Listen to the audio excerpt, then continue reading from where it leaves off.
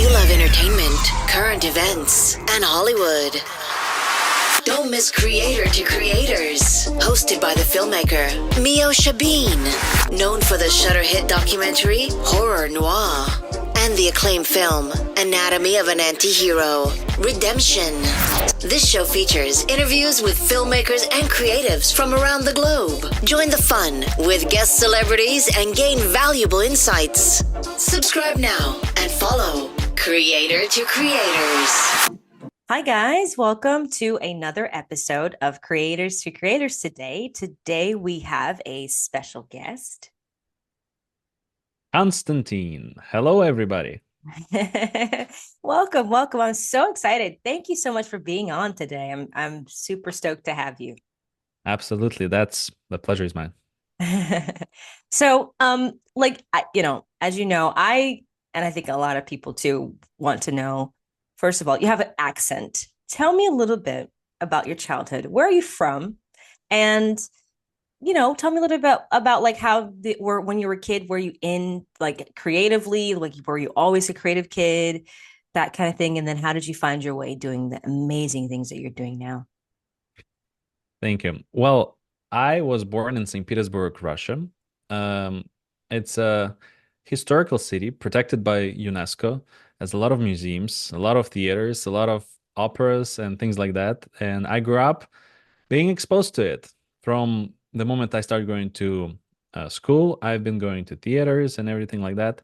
But before that, I think I was creative right from the get-go, I guess, at least from what I remember. My first memory of being exposed to creative things was when I picked up an electric toy guitar with the microphone. I had that very particular birthday. I think I was 5, and that day everyone came, like everyone that I knew. I was amazed. Like the house was pretty small and everyone was just fit there magically. And everyone brought gifts from everywhere, from like Ukraine, from some other country, from different cities. And I think that still is the day where I got the most amount of gifts on one particular birthday. And one of the gifts was this guitar with attached microphone, like a toy guitar that has little buttons. It's not a real guitar, but when you press the button, something plays and you can actually speak to the mic. And the moment I received that gift, I started walking around everyone and, pretend that I sing something. I don't even remember what I was doing, but I always like to make people laugh, get some kind of positive reactions from them. And I guess the artsy things and art was something that was one of my tools to do that, to achieve that. Yeah, I love that. Can you sing? I do. I mean, I can. And I mean, I can sing something now, but I'm not like an opera singer like Maria Callas. But... That's amazing. I didn't know you could sing. That's so cool. All the talents that you have. That's so cool. Have you thought about doing music at all? Like actually going for it? I mean, the thought maybe crossed my mind, but I want it to be more for my pleasure and for pleasure people around me. Yeah. Maybe at some point, if there is a certain chance to do that, I can do it. But in the meantime, I try to keep my practice my shower singing practice and singing with the guitar. I have a acoustic guitar. Sometimes I play and sing something random or just come up on the spot with something. I love that. That's so cool. So you were a pretty creative kid. And obviously I would say your parents were super supportive of your creative endeavors. Yeah, I mean, I never had like strong resistance for sure. I mean, sometimes there are moments when they were trying to guide me to different directions, but it wasn't something that was forced on me. So I always felt like I have the right to make my own choice and what I want to pursue, where I want to go. Absolutely. I love that. What was there a movie or I don't know, when you like in your growing, like in your youth, when it hit you where you're like, you know what? I want to do this. I want to be this. Like, what prompted that? And what were you doing? I think there is this one moment, particular moment that comes to mind when I was in high school, and I think it was eighth grade or so, or seventh grade, somewhere along those lines. And I don't know how in the American school system, but in Russia, there is a class. It's called literature class. So there is a Russian language class, and then there is a literature class. Mhm. And in literature class, one of the things that we do, we read poetry out loud. So you have to memorize it, and then you have to read it like stand up in front of your desk, and then Yeah. read it in front of everyone. And by default, the way it goes is everyone just stands up and is like, to be or not to be, that is the question, but it is noble in the mind to suffer. And just monotonous and no emotions at all. And I don't know what specifically motivated me to do that. Maybe something I saw, maybe like a school performance I saw, but I wanted to do it differently. I want to like go all the way and go like crazy with it and see what it goes like, to like use all of my lungs to Yeah. to Yeah. say that. Yeah, like even now you heard the wind in the microphone. Like this is like I wanted to blow the storm on everyone in that moment. And I came to the class, and I'm gonna read like a little passage, Yeah. just a little bit, to kind of like give an idea of how how I did it more or less back then. So I stand up in front of the class, and I actually ask her, my teacher, excuse me, can I come in front of the class? So like my voice projects to everyone, not just like towards the desk, towards the teacher and stuff, Yeah. and everyone's backs, because everyone's always like, they don't turn to the person who like speaks if they're in the back. Right. I go there, and then I start, look at everyone. I'm nervous as hell, but I'm kind of nervous, but I made a decision that I'm gonna go nuts. I love And it. I start, I'm gonna go a little bit further. Мороз и солнце, день чудесный, еще ты дремлешь, друг прелестный. Пора, красавица, проснись, открой сомкнутый негой взоры. And so I go like this, very loud, very everywhere. I like it. And it gets all my blood to my face, and like the adrenaline, all the emotions and everything. I feel like I blew up this mic too, even like I wasn't far enough. And after that, everyone was kind of shocked. I don't know Yeah. what they felt, whether they liked it or not. I still don't really know.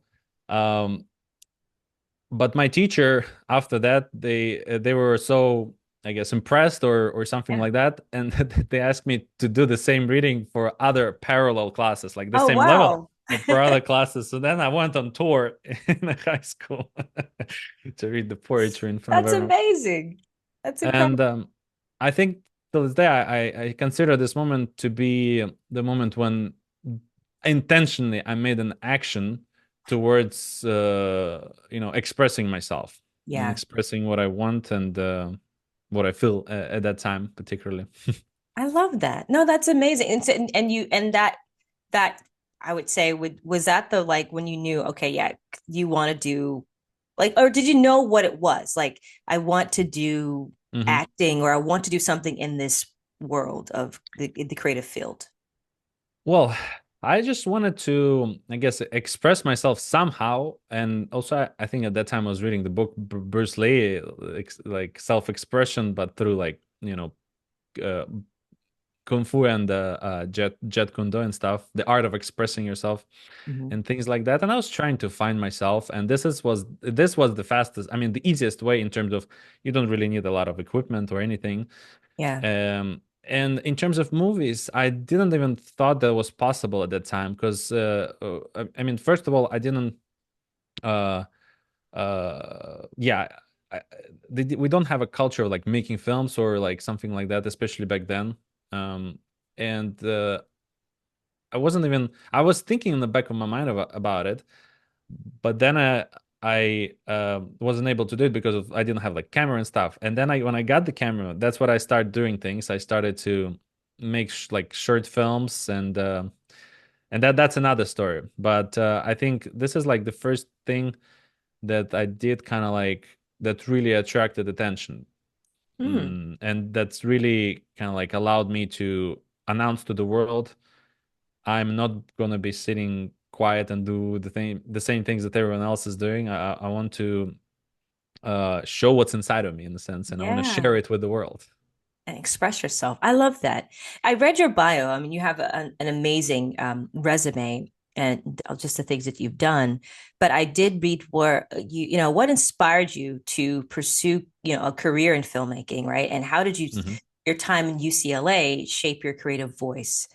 Selling your first TV pilot and, screenplay to Hmm. that's a major milestone. That's pretty incredible. Uh, is it major milestone one or like Like a it's line just of I milestones? think that's major for a lot of people to be able Hmm. to Hmm. sell a TV pilot. I don't think a lot of people can do that. So it's pretty incredible. Well, I mean, that's a long journey. I cannot say I just went to UCLA and I wrote a pilot and Ta-da! and There. and that's it.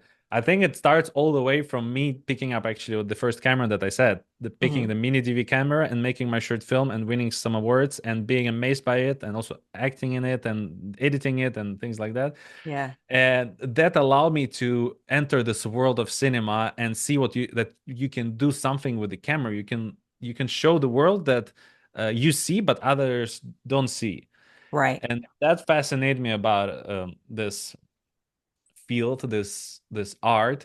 And that's kind of like where it started, and then it was ups and downs. And then there is a decision to come to America to study filmmaking. That's like a whole another story. But fast forward to the writing this pilot, it encapsulates everything that happened to me from the moment I pick up the camera to the moment that I wrote that screenplay. All the experiences that I have, all the things that I learned about filmmaking in the film school before that, and then all the things that I learned in UCLA about screenwriting, and um, the skill that I learned, especially that I treasure the most, is the ability to express like what I feel Mhm. with the writing and with the visuals in screenplay form, and then in the film form. But there's something magical about writing because it's almost kind of like filmmaking in a sense when you're writing it, because you Mhm. imagine the movie in your head right there Right. and then. Yeah. You imagine the characters from scratch. You kind of like give birth in a sense to characters, to the world, to everything, to be honest. That's true. And yeah, and what I like, and also at UCLA, I learned that you can actually write TV pilots. I mean, I have a very weird relationship with like writing, because first I came to film school, I didn't even know that you need a screenplay necessarily. Yeah. Because all the films I made before, I didn't have any screenplay. I just Did it. kind of like have an idea and have like some sort of structures and made it. And then I learned the importance of it, and that's why I realized I need to actually study it. And that's why I studied it, and then started liking it more and understanding how deep it is, how all the best films that I've seen, they're the ones who have the best screenplay. Yeah. Um, and the films that are like, average, they have average screenplay. It's never like this that the average screenplay has a great movie. It's always has to Yes. be the foundation, a good Yes. screenplay. And another pointer that I got from life, I guess, is the director from, I'm afraid to confuse the country, either might be Czech Republic, Mhm. Wojtek Jasny. He was a guest speaker. He was about like 90 years old when he was a guest speaker in New York when I was studying film school. He came for like a couple of days, several days, and we took several classes with him, watched his films. And they have a very, artistic side to it. You can see him in those films, and they're very entertaining too, and they've Mhm. won a lot of awards as well. Nice. But what he told us, I almost felt like he told me, or maybe I was like in the middle of the group, and but he was facing me. But I felt like he told me, and it stuck with me since then. Constant, if you want to make films, if you want to make particularly feature films, you have to write them regularly. You have to always be writing films. And that's kind of stuck with me then. And only like 5 years later, I decided to actually spend money and time to learn this particular craft. That's awesome. That's amazing. Um, what like when you're writing something, what gets you in the mood to write? Like what inspires you to write? Um, well, the the thing is that I try to write regularly, and that's what kind of gives the inspiration, the regularity factor of it. The I see. can like you show up and then the muse comes if you show up, because then it knows where you are. Like if Right. especially I notice when I do it very on a very good schedule, like at the same time, like for example in the morning is one of my favorite times to write, like really early, like 6 a.m. Wow. or around that. That's the best time because the muse knows that you're gonna be there at 6 a.m. every day or like every other day, and it knows when to show up. And it's hard. Sometimes it starts really slow, but then you Mhm. get excited either about the character or about like some interesting idea you have about the world building or something in the screenplay, and that what drives you and that's what makes it interesting. I love that. That's Yeah. that's beautiful. It's funny. Growing up, I did not. So I kind of similar to you with the whole like writing thing. I was like, I just went and just did it. And then Hmm. I remember like I was very nervous to do writing because I always have all these ideas. I just didn't know how to like structure it. And then when I finally was like, kind of forced into it, when I joined a writers group, who like I was around writers who had like many years of writing screenplays Hmm. and shows. I was just like, what's happening? Like, why are you guys want me in this group? I don't know anything about it, but I learned so much just by being around them and asking questions and seeing how they structure stories. And they're telling me how they did it. And it is something to it, learning, and it just brings and elevates your work. It just does, you know. So kudos to you. That's freaking amazing. Um, are you Think. a mindful when it comes to creating as a director and a writer? Do you, when you approach a project, do you think Hmm. about diverse characters? Is that something that's always like in your back of your head, or are you just kind of are you someone like that? And it's open for anyone as far as like the roles. And then the is diversity something that you when you're writing that you're mindful of, or is it just Hmm. it's no, that's not a like I'm curious. Yeah. Um, it's definitely it's not something I specifically think about because I always start thinking from what message I want to say, what feeling Yeah. I want to convey with this film, and then everything builds around it. I usually don't have a very specific preference unless I make like a very specific movie about certain culture. I Hmm. don't have a lot of preferences in terms of who is going to be the main character, where they're from.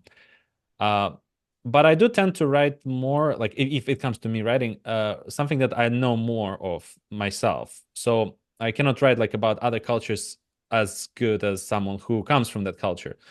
So that's another factor. Or I would need to do like a very thorough research and have someone help me to kind of like get some details and things. How I usually approach it, I try to think, okay, where did I live? Who did Mm. I meet with?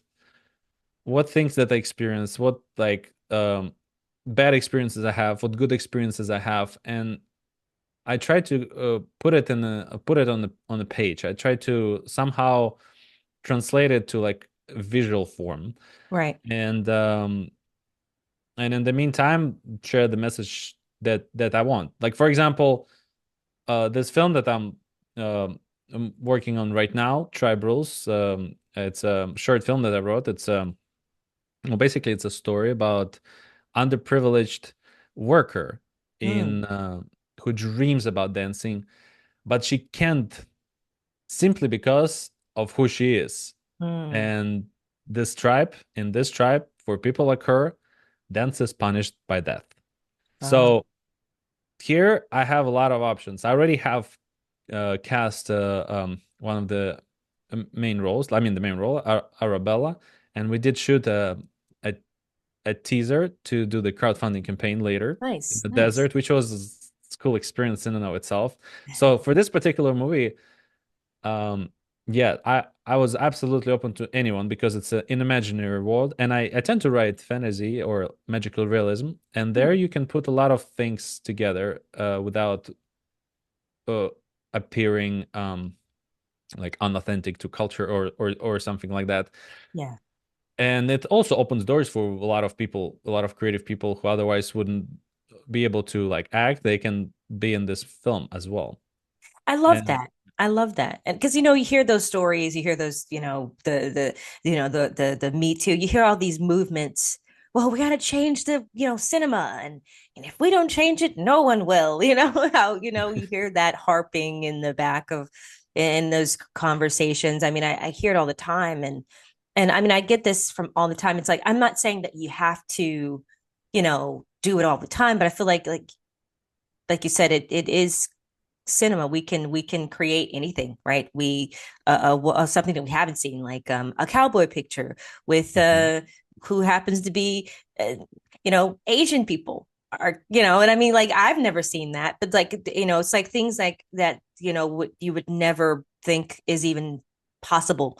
I find those Mhm. are always very interesting, and people seem to talk about, um but yeah, that's really cool that you're working on that, and congrats to you. That's fun. Thank you, thank you. It's really cool. Shooting in the desert, how, like, I mean, I've always wanted to shoot in the desert. I actually have wrote a project that has to do with shooting in the desert, but I bet that was pretty intense. Um, yeah. I can wait to share some of the BTS. I didn't capture like one particular thing on the actual camera, but like on the BTS it is because we were hiding in a car. So Oh, basically, we're shooting on a dry flat lake, and because that's what specifically what I was looking for. uh-huh. And there was like a very windy weather, and it was crazy, to be honest. I mean, it's not the location that I was planning to shoot the entire film. It's one of the locations I was considering, but I was worried always about this location for the actual filming is because of the winds, exactly. And also there are a lot of cars driving like those ATVs, like through the desert, Wow. like four-wheelers, like small little cars. There was a tornado of sand. Wow. It's like, what is this movie? Like Twister. It was like in Yes. the movie Twister, except Yeah. it wasn't like as lethal. It was just like a tornado of sand going towards the car, and there's like this shot that we captured on the phone while we were inside the car. Oh And my God. that's basically how the shoot went. We were shooting like for 2 minutes, then the wind comes and the sand comes, and we're like go and hide in the car, and we wait until it passes. And then go shoot again for like 2 minutes and go back a car. So basically we're just next to the car all the time. I love it. I love it. I can't wait to see it. That's Yeah. awesome. Um, I have a fun question, and I love asking this question, and there's no wrong answer. But the three levels of influence: money, power, and respect. And if you could choose only one, which one would you choose and why? Money, power, and respect. I have to choose one. Power, respect. Hmm. That's a tricky one. Um, Power, respect. Because like power and respect, they kind of have a little bit of a negative accent to it in a sense. Like if you say it, then bad. But money is also, I mean, they all kind of bad. Like whatever you say is I don't know. It's like a trap. Well, um, respect, power, and money. Hmm. Yeah. I guess respect would be the best option out of those three. Okay. Although, although with money comes respect and stuff, Exactly. I mean, and power as well. yeah. Yeah. But if I say money, then it's gonna sound like I'm Elon Musk or something. No, Um. Uh. Yeah. no, Yeah. That's interesting. I think there's no wrong answer. I think it's whatever. I think it depends on the individual and Hmm. what you would do with it, right? I I think, guess. No. Yeah. power could Yeah. go wrong in certain people's hands, Hmm. or you could Hmm. use it with caution. Hmm. Yeah. Yeah. Then I'll choose power, I think. Yes. Yes. Yes. And one phrase comes to mind. If one of my favorite Marvel characters is Spider-Man since I was a Yes. kid. And with great power comes great responsibility. So I'll say power, I 100%. like that. That's great. And that's a good answer. I think it's a wonderful answer. And I think, I think for me, I think personally, when I ask this question, I think the noble or quote unquote, the right answer would be respect. It sounds great, right? But I don't think you're going to get respect from everyone. It's impossible. I think there are just people that will respect you or not, Mm-hmm. And you can't really do anything about it. So Mm-hmm. power's good. Power's great. So, you work at, iHeart Radio, and Mm-hmm. you've, worked and filmed with several celebrities. Is there any like celebrities that you've collaborated with and, that you're like, wow, that Mm-hmm. was amazing. That stands out. Well, I haven't collaborated with celebrities like on the personal level. I was filming a celebrity. Yeah. Um, and yeah, there are a lot of like musicians came through the through iHeart building. One of my favorite, to be honest, one of my favorite singers in because when you work and you see celebrities every day, you kind of get bored of that like within 2 weeks, pretty For much. sure. For And sure. then it just comes down to this. Okay, so let's see. Are they the same as the in public, or are they gonna be like weird? Or, act something like somewhat strange? And one of the people that comes to my mind that I really like always is Ed Sheeran. Okay. Yeah. He is such a nice person, such a kind person, funny person in person, and as all the fans know about him. I don't know. There is something chill about him, even though he's like huge, Yeah. but he appears to be like he's just like a little singer from a little town, uh, which I love because there is this, I don't know, a raw quality in it in him, and yeah, but I definitely like him a lot when I was filming him. Yeah, That's cool. That's cool. Yeah, he seems like a really cool, like chill kind of guy for sure. For sure. yeah. Another guy. Oh, sorry, Oh, go ahead. Yeah, yeah. but you said only one. Well, if you have another, go for I have it. a lot. um, um, I enjoyed when Tyrese came, an actor Yes. from Oh, from Fast and Furious? Fast and Furious. Yes, Yeah. he Yeah. is a very interesting guy. I don't know what it is about him, but he's like always have a good eye contact with everyone. Like I never had so much eye contact during filming. I was behind the camera, like he You're like, wasn't even whoa. supposed to look at me. And he's like, but when he tells a story, he tells it to everyone. He looks at the host, he looks Yeah. at me, he looks at the host, he looks at me, and it You're was like, wow. it was crazy. Yeah, and I was kind of like, sometimes you try to avoid eye contact with Yeah. celebrities and stuff, but this time, I don't know. I felt like, okay, I'm gonna look back. No, I love that. That's awesome. Gosh, Yeah. there's another, so I know you have a podcast, a fantastic podcast, which Thank I you. listened to a few of your episodes, and you have some amazing guests on there. Are Like there you. any guests on there that, like, obviously I don't want to put you in a spot, but anything that was one of the most like insightful things that you've started, and like a guest that's said something and you were like, wow, this is why I do podcasts. Like it just solidifies why you do it. Wow. That's a Probably question. me. Probably me. No, I'm just kidding. I'm kidding. You see how I set that up there? I'm just kidding. I'm kidding. I'm kidding. Yeah, I mean, I definitely had a really amazing conversation with you, and Same, there same. is no question about it. Uh, but I really want to mention the fact of the interview that kind of like reached out to me, and that was an interesting experience. Mhm. So, or maybe no, maybe I'm not gonna go there. Let me pick another one. Yeah, because that one a little bit sad, but Oh, let's. I mean, it's a great experience, but just yeah. Um, let's see.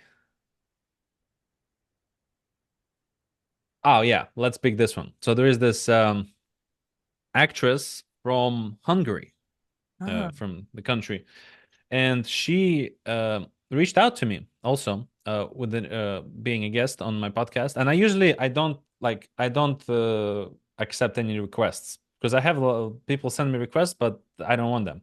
yeah. But she was very interesting, and she's been she's like always like on some Vogue magazine of Hungary or something like that. Like I always see her like posing because she like looks great. And recently she posed with her baby, like she has like a Oh. baby and like a kind of like Beyonce style.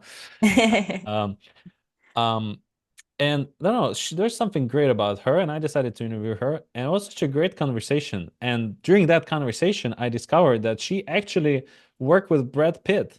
Oh, wow. Um, there was a scene they were shooting there, and they flew her from her country to like some other country. I'm not sure which one. And there was the scene where Brad Pitt comes to uh, like a room. He like runs through the room to going somewhere.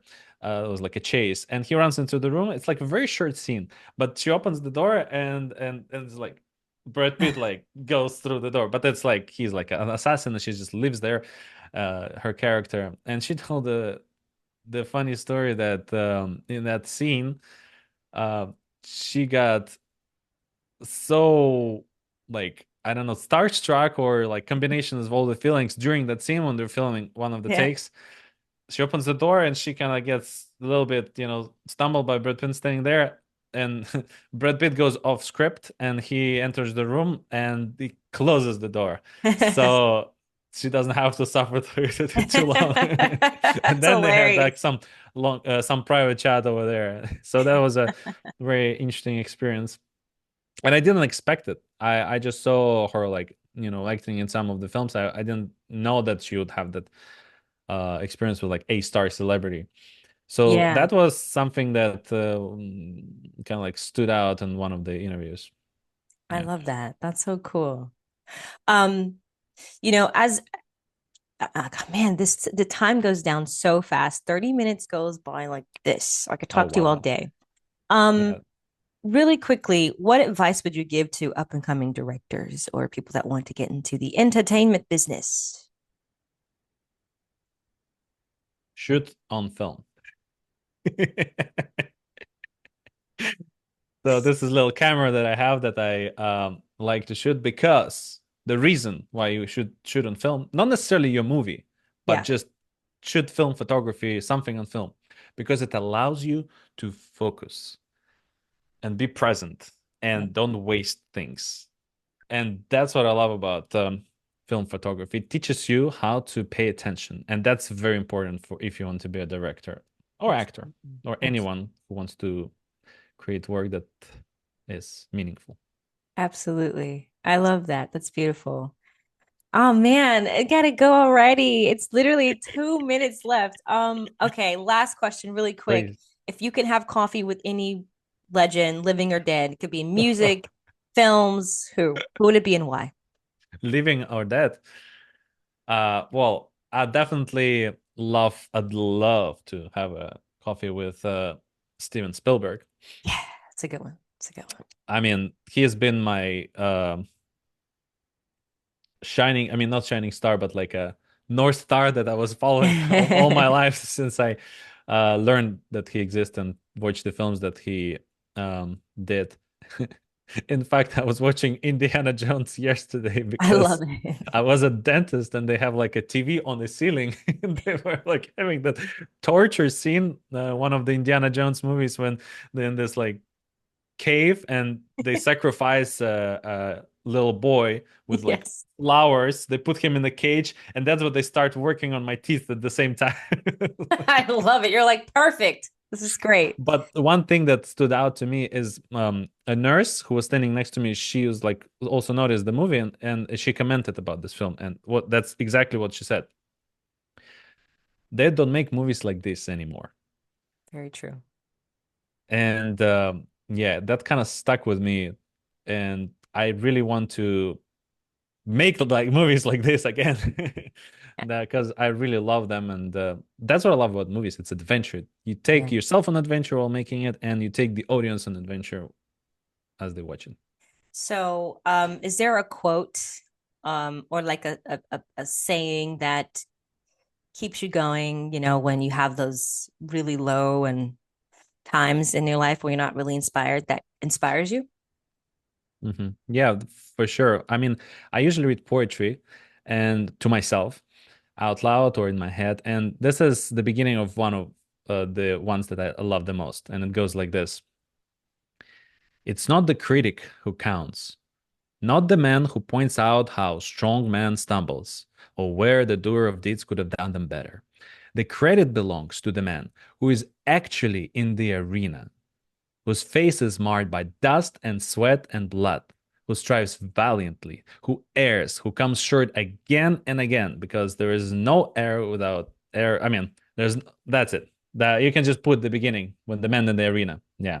Okay. Uh, and yeah, that's really reminds me that of that day.